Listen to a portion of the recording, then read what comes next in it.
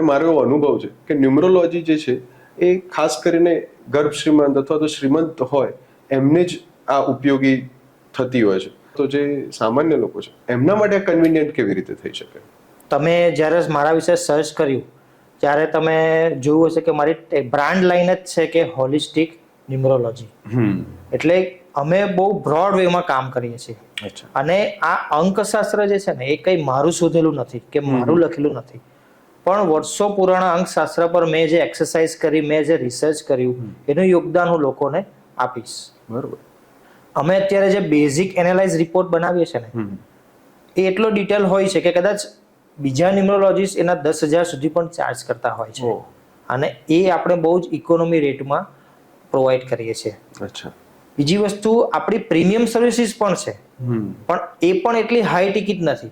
એમાં પ્રીમિયમ સર્વિસીસમાં આપણે બહુ જ કસ્ટમાઇઝડ કામ કરીએ છીએ અને બહુ જ ફોકસ્ડ કામ કરીએ છીએ અને એના રિઝલ્ટ પણ ઘણા સારા મળે છે. અને કદાચ સમય બી લેતું હશે જેથી કરીને પ્રીમિયમમાં જતું હશે. જી, પણ કહેવાનો મતલબ એ છે કે એના ચાર્જીસ પણ એટલા હાયર નથી કે હાઈ ટિકિટ પ્રોડક્ટ છે કે જે ગર્ભ શ્રીમંત પરિવારો જ એને અફોર્ડ કરી શકે. અચ્છા.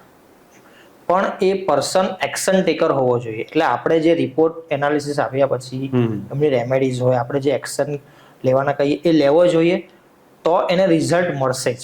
ઓકે.